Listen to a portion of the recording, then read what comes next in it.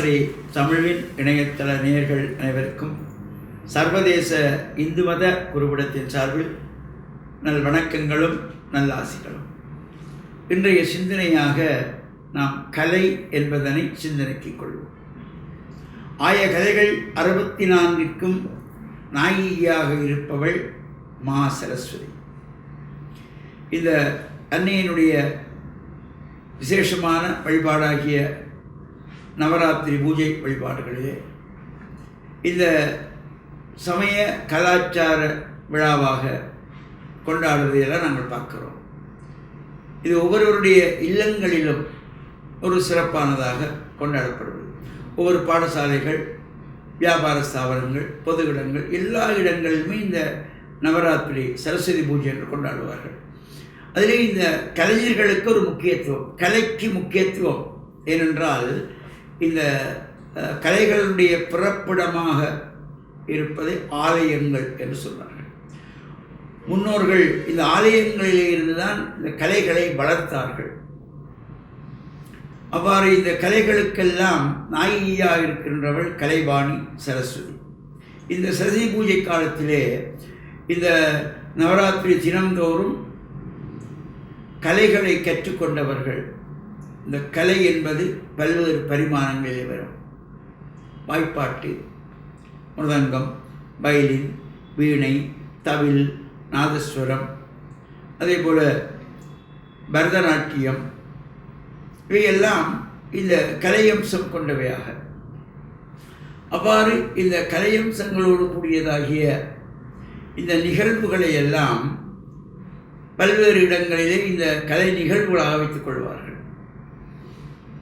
அவ்வாறு நடைபெறுகின்ற பொழுது இந்த பரதநாட்டியம் இது தெய்வீக கலை என்று சொல்வார்கள். இந்த பரதநாட்டியம் என்பது ஒரு தெய்வீகமான கலை. ஏனென்றால் இந்த பரதநாட்டியம் என்ற கலை ஆடல் வல்லான் என்று போற்றப்படுகின்ற தில்லை நடராஜன் நடனமாடினாராம்.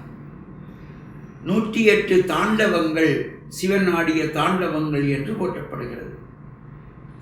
அதே சில தாண்டவங்கள் சிறப்பித்து கூறப்படும். ஆனந்த தாண்டவம், சந்தியா தாண்டவம், நிருத்த தாண்டவம், கௌரி தாண்டவம், ஊர்த்வ தாண்டவம் என்று இந்த 7 தாண்டவங்கள், 7 வகை தாண்டவங்கள் சிறப்பித்து கூறப்படும். எனவே இந்த தாண்டவங்கள் என்பது இந்த தாண்டவம், நடனம், கூத்து, நாடகம் எல்லாமே இந்த கலை அம்சத்தோடு கூடியது. இந்த பரதநாட்டியம் என்பது தெய்வீக கலையாக சொல்லப்படுவது. இந்த நாட்டியத்திற்கு பாவம், ராகம், தாளம் இந்த 3ம் சேருகின்ற பொழுதுதான் அது பரதநாட்டியம் நிறைவு பெறும். எனவே இந்த பாவம், ராகம், தாளம் என்கின்ற 3ம் சேருகின்ற பொழுதிலும் இந்த 3லிருந்து பிறந்ததே பரதம்.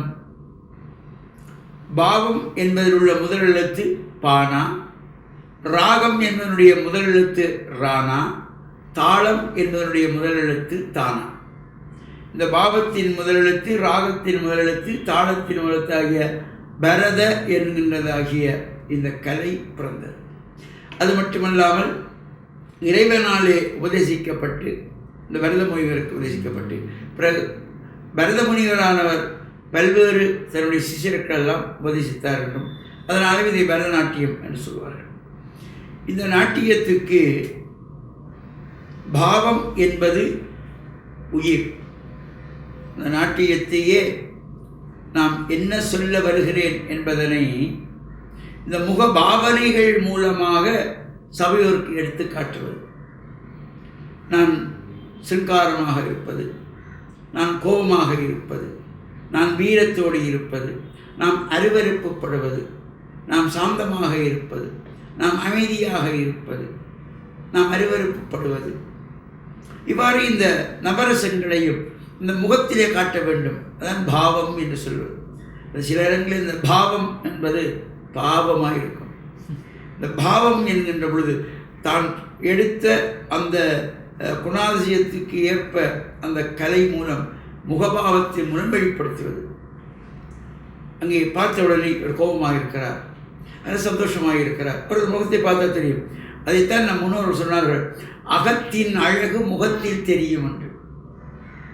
ஒருவர் கவலையோடு இருப்பது, வேதனையோடு இருப்பது, சோகமாக இருப்பது, கோபமாக இருப்பது, மகிழ்ச்சியாக இருப்பது, ஆனந்தமாக இருப்பது, அருவருப்புப்படுவது, வெறுப்படை, இவையெல்லாம் முகத்தை பார்த்தாலே நமக்கு தெரிந்து கொள்ளும்.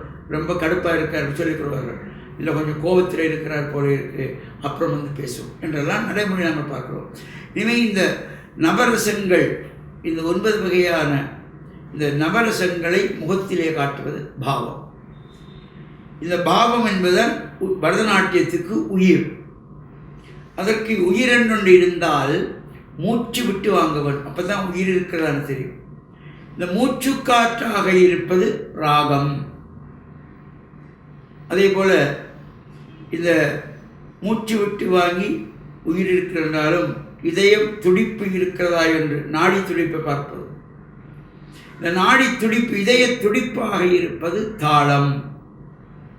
எனவே இந்த பாவம், ராகம், தாளம் என்கின்ற மூன்றும் சேருகின்ற பொழுது அந்த கலை சிறந்த கலையாக, தெய்வீக கலையாக நாம் எதனை வெளிக்காட்ட விரும்புகிறோம் என்பதை முகத்தின் மூலமாக பாவனை பண்ணுவது. அழுவது, சிரிப்பது, கோபிப்பது என்று ஒவ்வொன்றுமே அந்த சிறப்புகளோடு கூடிய இந்த கலை மிகவும் சிறந்ததாக போற்றப்படுகிறது.